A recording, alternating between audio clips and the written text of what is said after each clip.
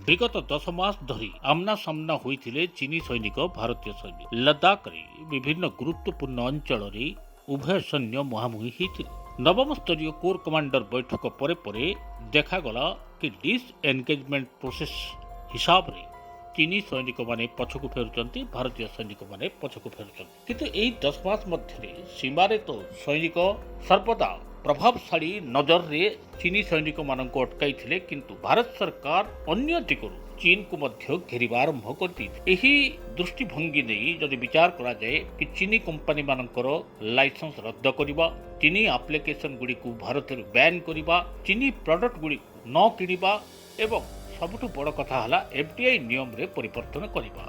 एसबुर मूल कथा हला कि भारत बाजार रु चीनी रो निवेश को हटाइबा। तेबे चीन को सेतेबेले प्रथमे बाधिथिला जेतेबेले एफडीआई रे परिवर्तन होइथिला। भारत सरकार सीधा सड़क कहिथिले जेकोसी विदेश कंपनी बा विदेश सरकार भारतर जेकोसी स्थान रे निवेश करिवे, भारत सरकार को आवेदन करिवे एवं भारत सरकार अनुमोदन पाइला परे एठारे निवेश करिवे एवं सेमानकर हिसाब किताब संपूर्ण रूप से सरकार को अवगत रही। आगु जो प्रकार निवेश चीनी बेधड़क कर चलता हठात एठी ब्रेक पड़ा। ता छड़ा भारत बाजार में जो इंटरनेट रो व्यापार चलता, एप्लिकेशन रो व्यापार चलता, यह रोक लगाई भारत सरकार। एही दिगरे चीन रो आर्थिक मोर्चा पर जो झटका लगी एथिरे बिळबिळे होउथबा चीन एबे आउ एक झटकार सम्मुखीन होईछि। एही झटकाटी हला चीन रो दुईटी बड़ा कंपनी रो बैंक खाता को सीज करिसंती भारतर टैक्स अथॉरिटी माने। ए घटना एक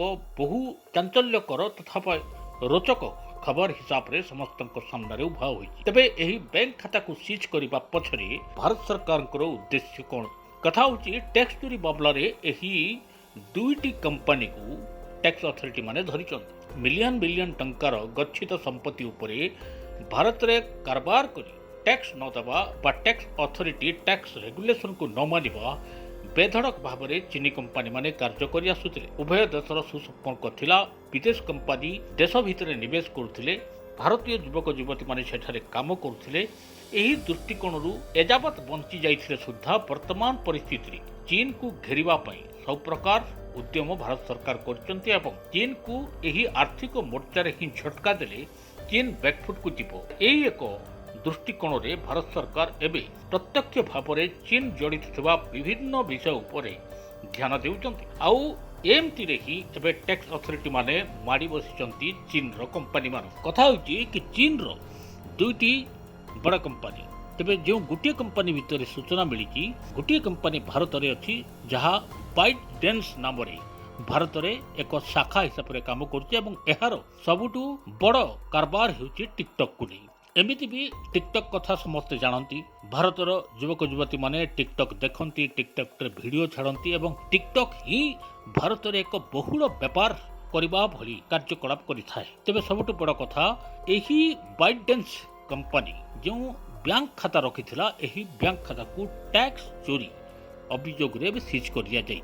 तेबे सबुठ बड़ कथा एमाने ठीक समय रे टैक्स पैठ करनथिले एवं द्वितीय कथा हला विज्ञापन ना रे जाल कारबार करी, जाल कागज पत्र करी विज्ञापन ना रे एमाने पैसा खर्च करछन्ती बोली जेते देखैथिले सुद्धा भारतर टैक्स नियम अनुसार एमाने टैक्स पेमेंट करू नथिले। तेणु जेतेबेले छानबीन हला सेतेबेले जणा पड़ला कि एमाने बैंक रे जेतिकी पैसा रखिसंती तार टैक्स भरणा करू नाहंती। तबे एई जो दुईटी बैंक रो कथा पड़िची, गोटी हला सिटी बैंक और आउ गोटी एचएसबीसी बैंक बोली जना पड़ी, जहा कि रिपोर्टर रे एक संवाद जना पड़िथिला कि एही दुईटी बैंक रे एही कंपनी रो खाता चालू। एही कंपनी रे प्राय 1300 भारतीय युवक युवती कार्य करछन। जदि टंकार कथा कुआ जाए ताहले प्राय पाखापाखी $10 बिलियन एही खातार कारबार हेउथला, जहार टैक्स भरणा करूनथला एही कंपनी। तबे सबुठ बड़ कथा एही खाता जेतेबेले सीज होई गला, एबे एही कंपनी चाहिले टंकाटिए मध्य बैंक रु उठाई पारिबनी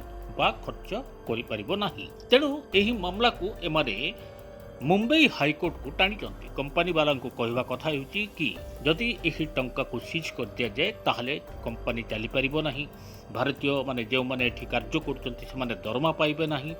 किंतु ए सब कथा भितरे टैक्स फांकिबा कथाटी को आदौ उठाऊ नाहंती कंपनी वाला एवं मुंबई हाईकोर्ट रे एही मामला चली किंतु एपटे टैक्स अथॉरिटी माने कहते कि यही खाता को सीज करिछि एवं हिसाब किताब कला परी केते टैक्स ए कंपनी को दबाक पड़िबो भारत सरकार को तार एक आकलन करई एही बैंक रु टंका को उठै जाजिबो।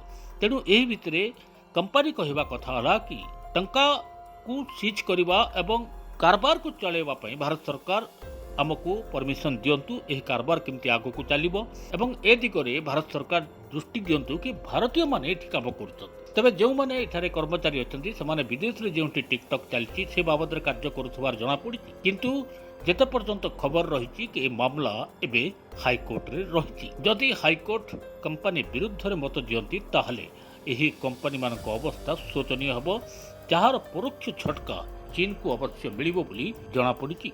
ग्रहाधीन जगत सर्वे ग्रहाधीन देवता किए कहिला मनुष्यर भाग्य अनिर्दिष्ट बोली किए कहिला मनुष्य निजे इच्छा कले बदलाई पारिबनी तार निज भाग्य भाग्य बदलांतु ज्योतिष शास्त्र माध्यम भाग्य बदलैवा पई कॉल करंतु आम कार्यक्रम आमर कार्यक्रम भाग्यचक्र। भाग्यचक्र प्रति मंगलवार गुरुवार रविवार राति 9टारे केवल डीटीवी ओडिया रे। डीटीवी ओडिया देखिवा पई सब्सक्राइब करंतु एवं बेल आइकन को मध्य दबाई दियंतु।